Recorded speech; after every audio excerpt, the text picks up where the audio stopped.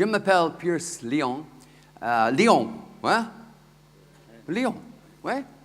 Lyon, en français. Vraiment en français. Pas d'irlandais, je suis en français. Je suis le PDG et le fondateur de la société Alltech. Et nous travaillons dans le secteur de l'agriculture. So I'm Pierce Lyons. I'm the founder, the boss, I guess, of the Alltech company. Have a look at the name Alltech and think about the name and where the name comes from. Because it's quite important to understand what we are about. And so if you look at the name here, you see Alltech, as in all technology. But for you ladies, il y a une autre histoire. Il y a un autre message, another message. And what is that message? Write this down. Maintenant, write it down. Okay. Write it down. Alltech is a company driven by les mujeres, les femmes, oui, women. And in fact, the name, A-L-L, they are the initials of my daughter, Eva Louise Lyons. And last night we were singing that when Mark Lyons becomes the president of Alltech, well, peut-être Eva will become the president. So Mark, you better be a little energetic, okay?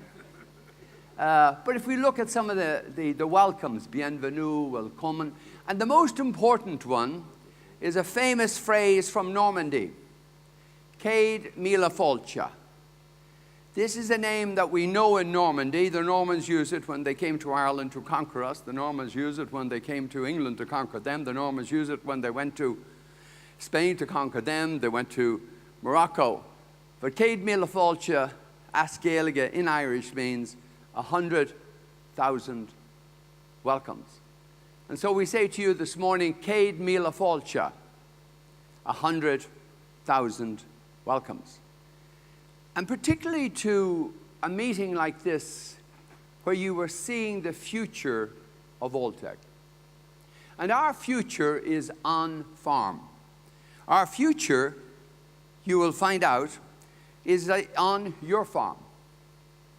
And so this is the world as I see it. It is not necessarily the world as you see it, but the world as I see it. Of course, I want to know what your world is. I have never worked in my life. Never. Not one day. Never.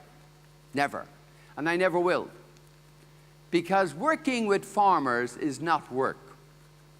Working with farmers is about inspiration.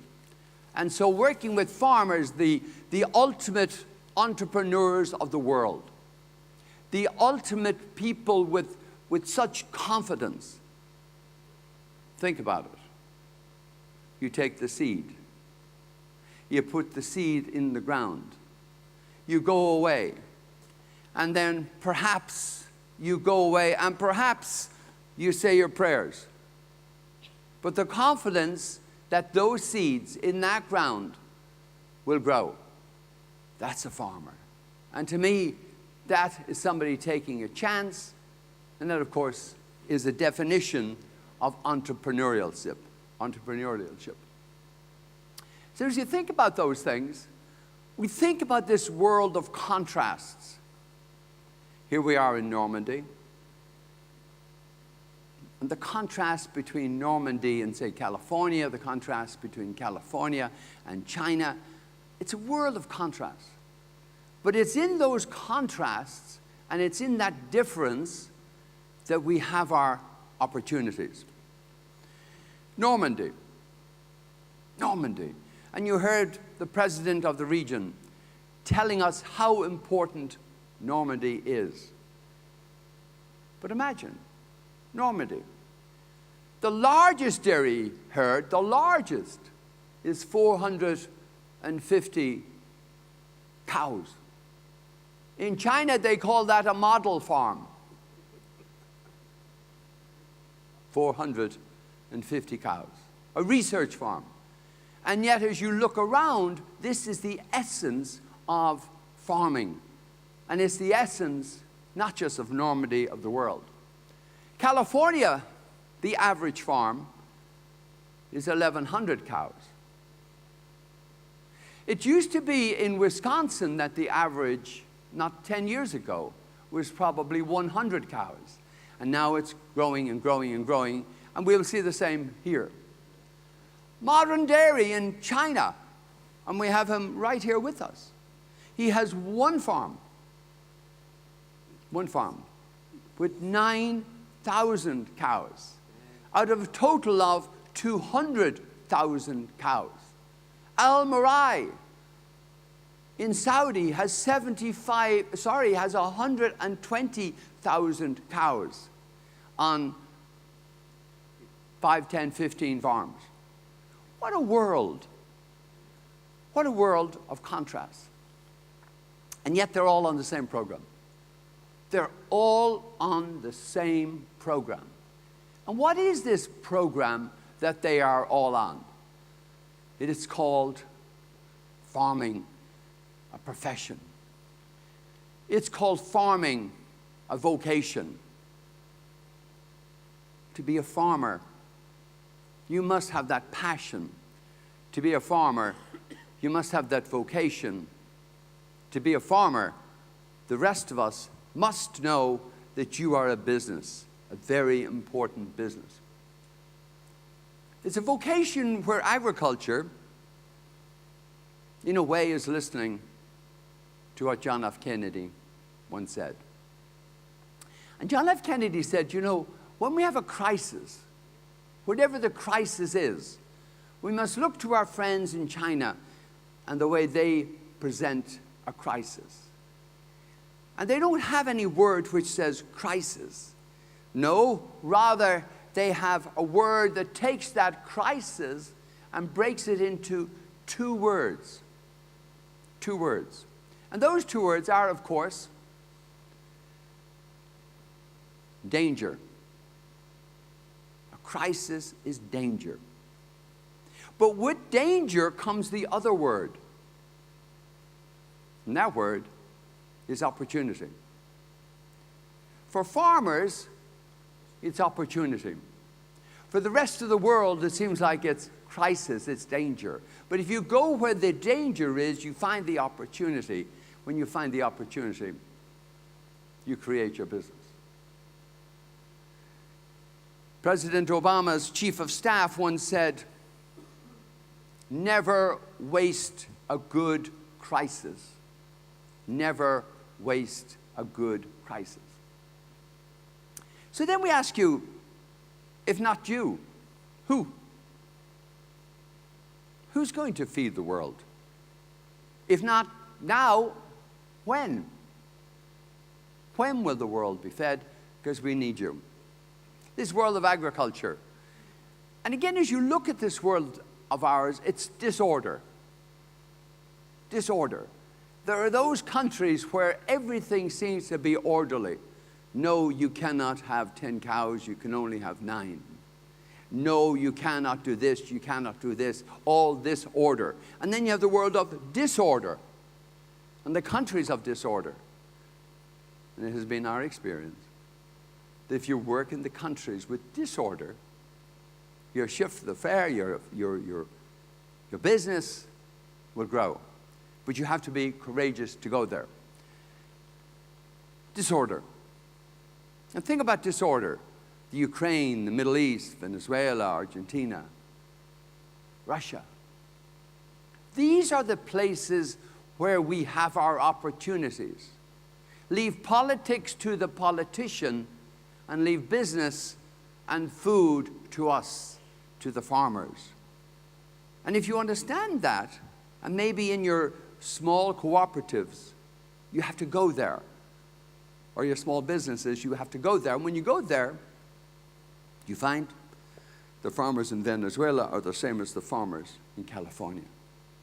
The farmers in California are the same as the farmers in North Korea. The farmers in North Korea are the same as farmers all over the world. Farmers are farmers. So go, as the old phrase used to say, go and take the road less traveled. Take the road less traveled. And whether you be a 40 or 50 head dairy farmer or 100 beef animals, you still have those same opportunities. It's a world of new words. New words. I mean, we used to talk about brick.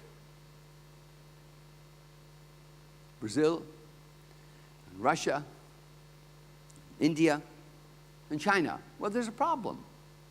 There's a problem. The BRIC countries are actually slowing down. And even China is not growing as fast as she used to. There's a problem.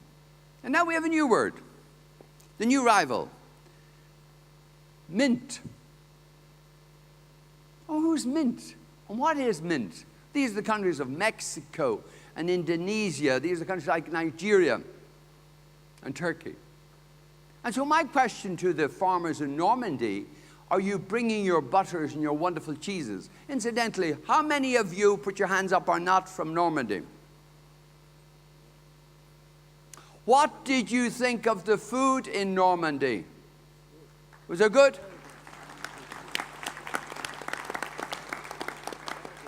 The French do food well.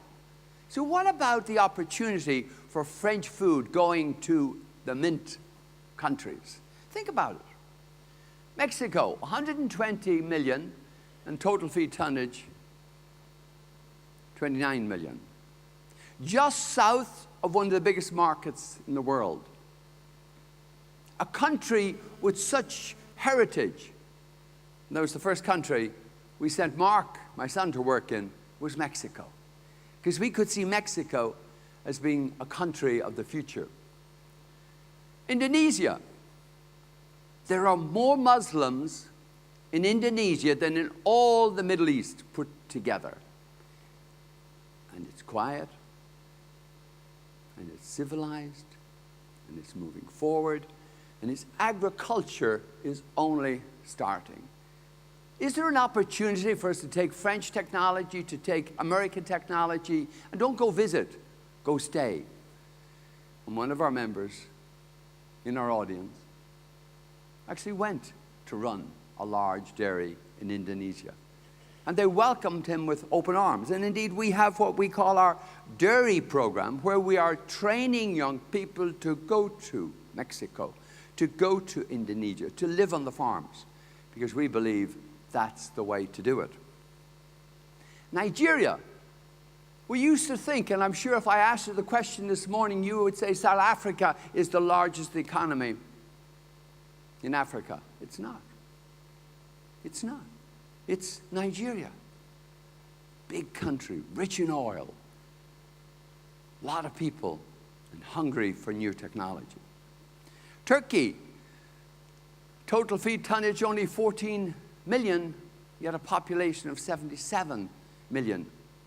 And we've been there almost since the beginning of Alltech. We went to these countries and we established. So think of brick and think of mint and open your eyes. What an opportunity this morning to meet people from 40, 50 plus countries, to speak to them in their language, in your language, and to share with them their opportunities, your opportunities, their problems. So whether it's brick or whether it's mint, farmers are the key. And it used to be that farming and agriculture wasn't so sexy. And in my own country, in Ireland, people didn't go into agriculture. They went to the Celtic tiger. Well, the Celtic tiger is dead. And guess what? Enrollment in agriculture has rocketed, because that's the foundation of an agricultural country like Ireland. Think about it. 99% of the chocolate you eat comes from farmers who are just about substance farmers. And so you get all these Swiss, and the Swiss chocolate. But we need to help, a wonderful chocolate, but we need to help these farmers because of the bad financial conditions they're in. Otherwise, you won't get those little chocolates sitting on your bedside every night.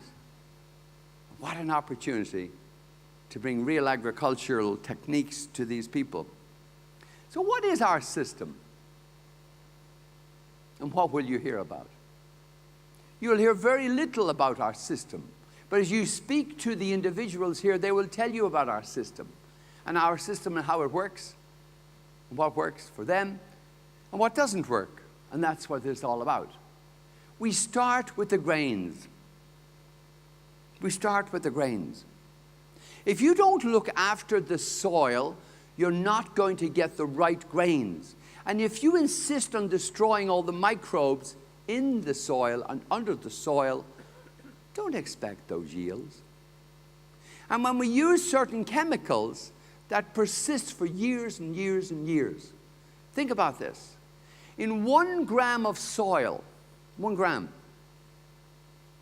we can have as many as 100 billion, 100 milliard, the microorganisms. 100 billion. And perhaps 10,000 different strains. And without these microbes, you don't get the yield. So what happens if you look after these microbes? Talk to our people outside. This is what happens. You get an increase in yield. You get more corn, more barley, more maize, more wheat per acre. But not only that, you get less microorganisms, bad guys, less mycotoxins. And when you feed that material to a cow or to a beef animal, you get an improvement in weight gain. Alltech system. Alltech system, we call it our blueprint. And it's our blueprint for success. And it's like a bag. It's like a melange, it's like a mix. A mix of what? A mix of innovation. The innovation that we've put together over 34 years. And the confidence that comes from 34 years of innovation. And the confidence that comes saying to you, you will get more weight on those beef animals. You will get more milk from those animals. You will have less problems with mastitis when you use the blueprint. Quite simple, and it's direct to farm, because we want to be directly on farm. And we will have our farm systems, and already we have, I think, 10 or 11 vans like this in Normandy. And we started with Ireland, and we started in the United States. We are on farm, because it's on farm that we can have our maximum effect. And farms start with people. And here's a major problem for Normandy.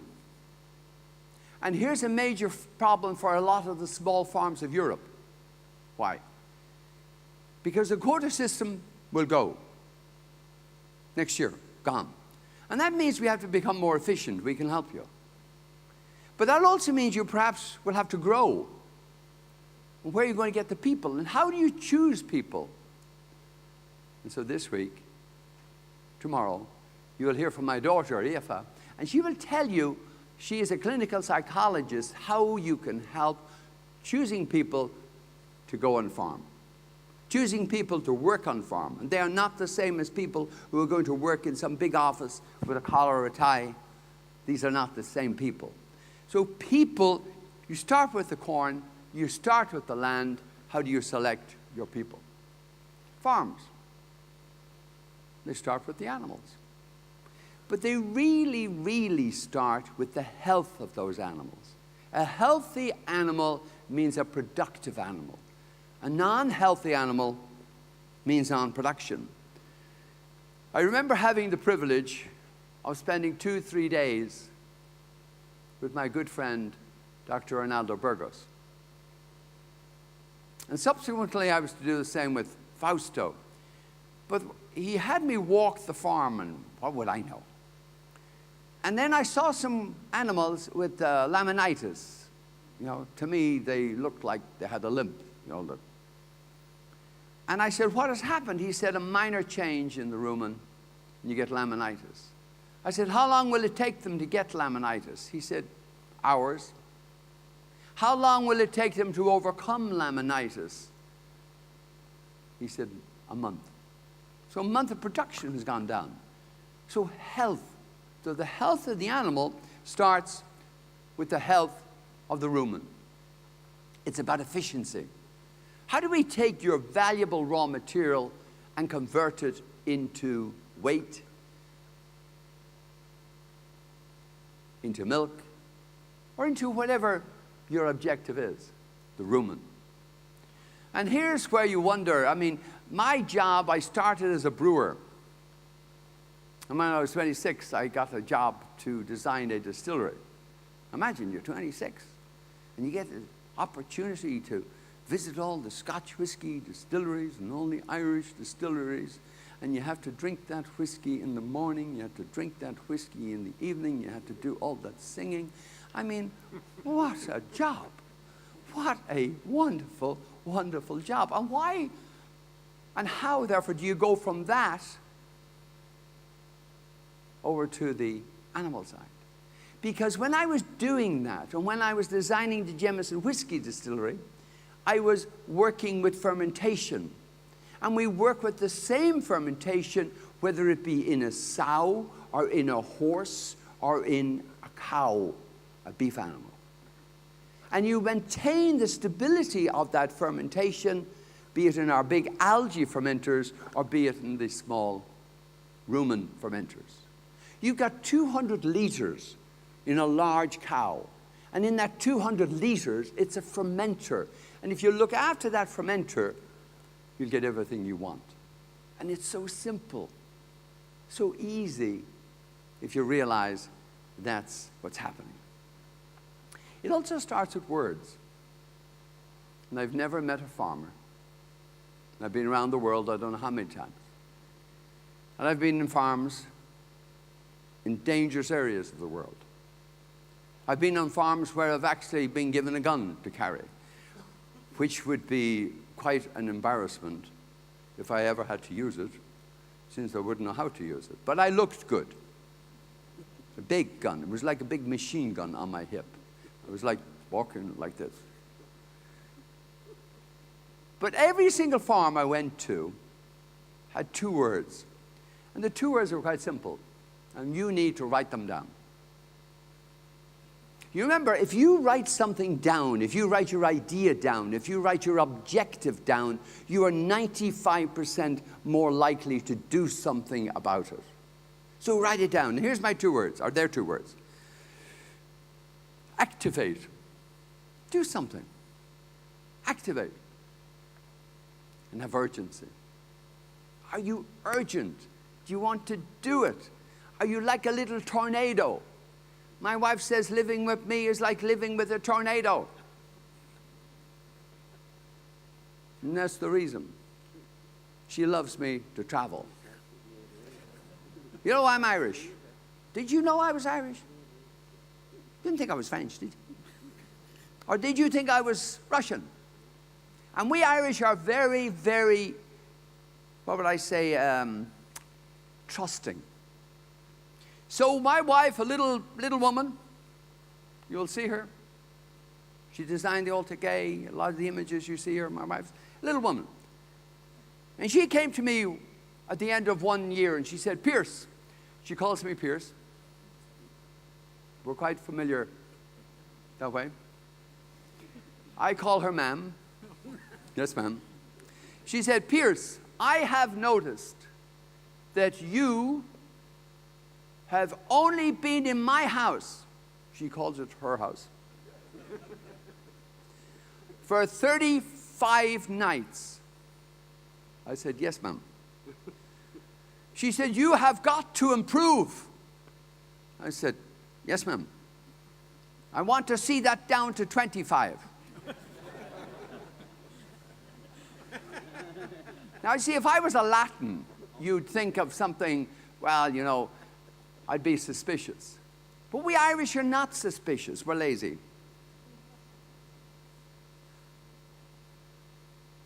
We Irish are the laziest people in the world. Bar none. Let me give you an example of how lazy we Irish are. We always marry pregnant women. There's a few ladies over there who say, what? You marry pregnant women? So we marry pregnant women. It's a lot easier, particularly when you're home only 30 nights. So anyway, how did I get onto that? It must be these Swiss guys. They've all watching their watches, you know. And I noticed every single one of them was made in Japan. So we have these two words, activate and urgency. And you got to have urgency. 5 words. Made in Switzerland, like the chocolates. Hans, we need to get rid of these guys, okay? No, you don't, because Hans is from Nestle. He likes you with the chocolate. So here's 5 words. Write them down. And if you use these words to guide your farm, to guide your life, you'll never go wrong. And the first word, when you go on farm, and maybe you print it off, is dream. What are your dreams? What do you want to do with the rest of your life? What are your big dreams? Big, audacious dreams. Ridiculous dreams, you know? What are they? When you have little children and they're dreaming and dreaming, you tell them, you know, you can do anything, right? My daughter came up to me and she had a bad eye, a lazy eye, and of course she has a patch. And she's 4 years old and she's pulling at the patch and she's got mud all over her. And she had long hair everywhere. And she said, Daddy, Daddy, Daddy, am I the most beautiful girl in the world? Daddy, Daddy, Daddy, do you think, in fact, in the future, I could win a competition for being the prettiest girl in the world? So I look at her. And she looks at me. I said, not at all. Forget it, you're ugly. You have no chance. You know, you're ugly like your mother.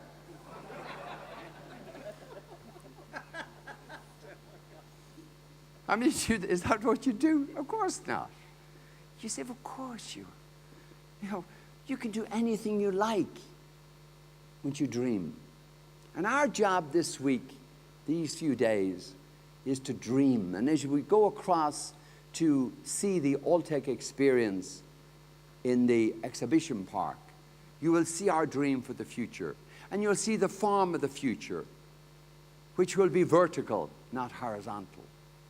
And this farm of the future with methane digesters and algae collecting the carbon dioxide and converting it into oxygen, because it's algae that gives us our oxygen, not the rainforest.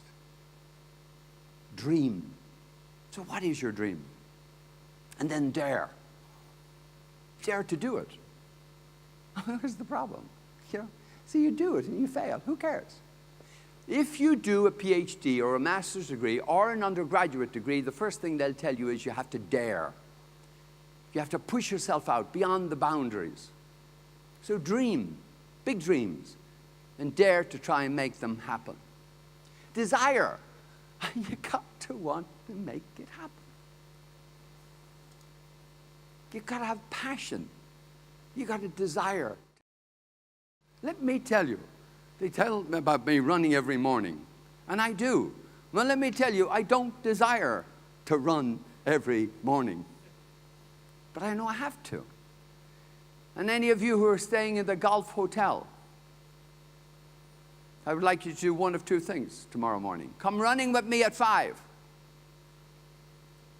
Or at 5:15 5:15, 5:20, take your camera and see me panting and puffing and as I come up the hill. But I desire to do it. Decide. I mean, come on. What have you got to lose? But decide to do it.